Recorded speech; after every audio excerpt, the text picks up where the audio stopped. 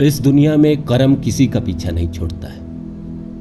हर आदमी को उसके किए गए कर्मों का अच्छा या बुरा फल मिलता ही है। कोई भी हो, चाहे इस जन्म में मिले या अगले जन्म में मिले। कई लोग कहते हैं कि मैंने देखा है कई लोग बहुत गलत होते हैं, फिर भी उनका सब कुछ अच्छा चल रहा होता है। भाई उसके इसलिए अच्छे चल रहे होते हैं क्योंकि उसने किसी जन्म में, इस जन्म में, पीछे के जन्मों में, उसके पीछे के जन्मों में बहुत पुण्य इकट्ठा किया है, इसीलिए उसके इस जन्म में अच्छे चल रहे हैं।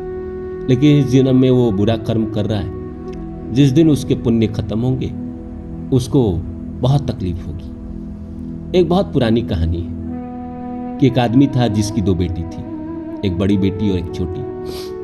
वो परेशान रहता था कि मेरी बेटी की शादी हो जाए, कम से कम बड़ी की तो हो ही जाए। उन्होंने बहुत ढूंढने के बाद एक रिश्ता देखा जहां लड़का इकलौता था, उसके माँ बाप थे और लड़का इकलौता था। घर में थी, संपत्ति थी, ठीक ठाक था। बात पक्की हो गई और उस आदमी ने बड़ी बेटी की शादी उस लड़के के साथ कर दी।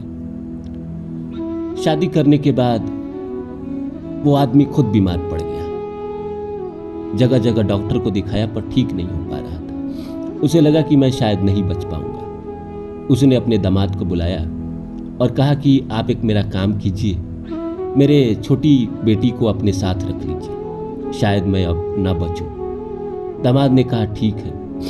कुछ दिन बाद वो आदमी मर गया। दामाद अपने छोटी साली को लेकर अपने घर आ गए, रहने लगे। दोनों खुशी खुशी रहने लगे। कुछ दिन बाद बड़ी बहन को बेटा हुआ। सब लोग घर में बहुत खुश थे।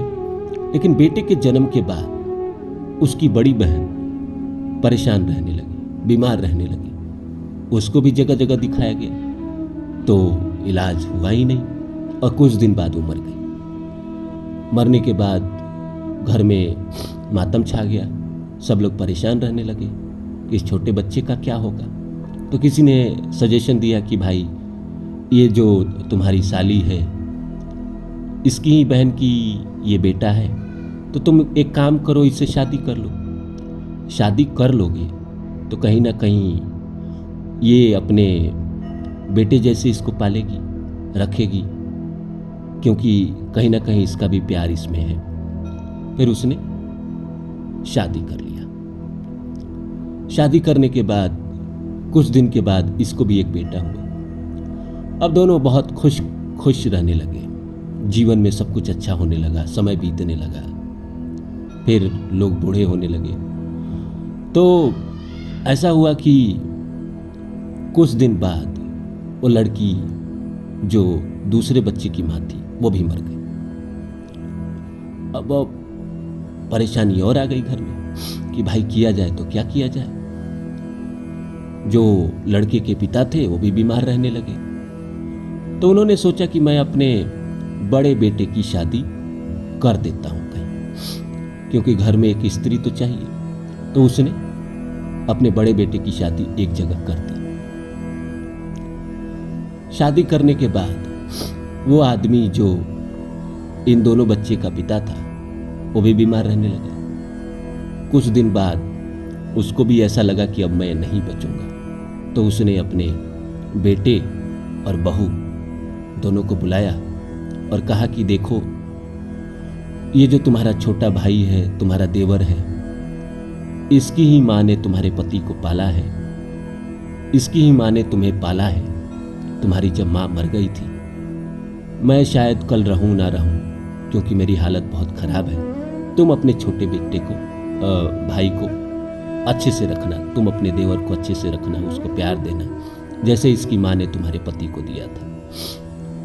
और कुछ दिन बाद वो मर गया। समय बीतता रहा, लेकिन अब इस लड़की के मन में, जो इसका बड़ा भाई था, उसकी पत्नी के मन में पाप समाने लगा। उसको लगा कि इस लड़की को मैं क्यों पालूं, ये अगर बड़ा होगा, इसकी शादी होगी, कल के डेट में आएगा तो आधा संपत्ति का मालिक हो जाएगा। उसने अपने पति के कान भरने शुरू किए कि ऐसा करते हैं, उसको हम लोग मार देते हैं जहर देके। लेकिन पति उसका मना करता रहा, नहीं मेरा भाई है। कुछ दिन बाद ऐसा हुआ कि छोटा भाई बीमार भी पड़ गया और बीमार में पैसे खर्च होने लगे, इधर उधर दिखाने लगा। तो बड़े भाई का वो जो कर्म था वो करने को तैयार था, लेकिन उसकी बीवी जो थी वो चढ़ाती रही। एक दिन वो फाइनली मान गया।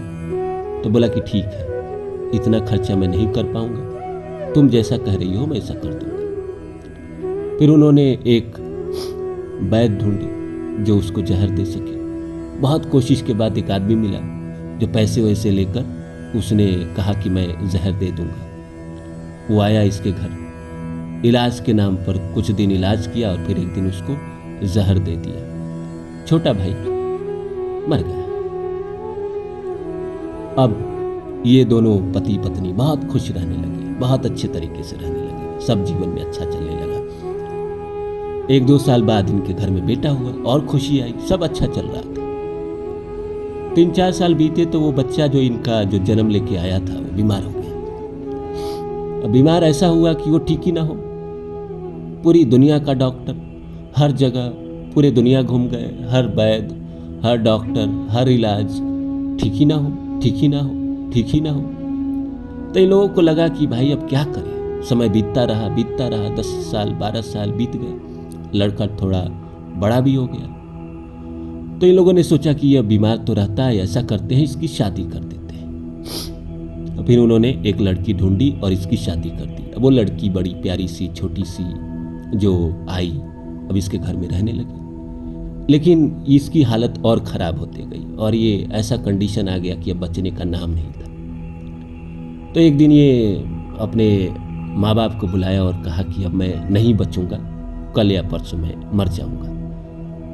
तो माँ बाप ने कहा कि मैंने तो सब अच्छे कर्म किए, क्यों तुम ऐसा नहीं कहो, तुम मेरे साथ रहो, तुम मुझे छोड़ के मत जाओ।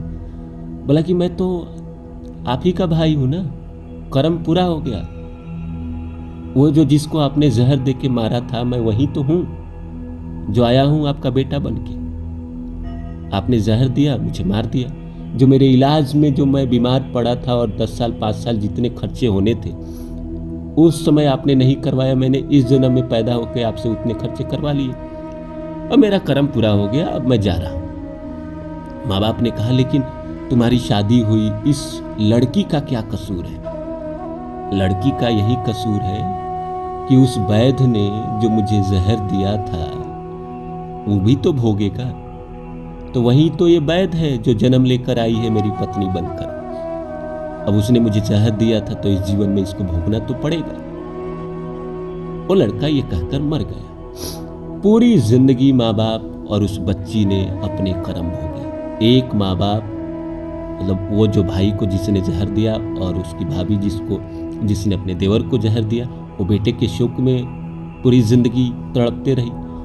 और वो लड़की जो पीछे के जन्मों में वैद्य बनकर उस लड़के को जहर दिया था, वो इस जन्म में उसकी पत्नी बनकर पूरी जिंदगी दुख में, तकलीफ में जीती रही। तो मोरल ऑफ द स्टोरी यही है कि इंसान तो आपकी जिंदगी में लौट कर आता ही है अपना कर्म पूरा कराने। वो कराएगा ही कराएगा, ना कराने का सवाल ही नहीं है। प्रकृति का नियम है, जो आपने किया है वो होगा।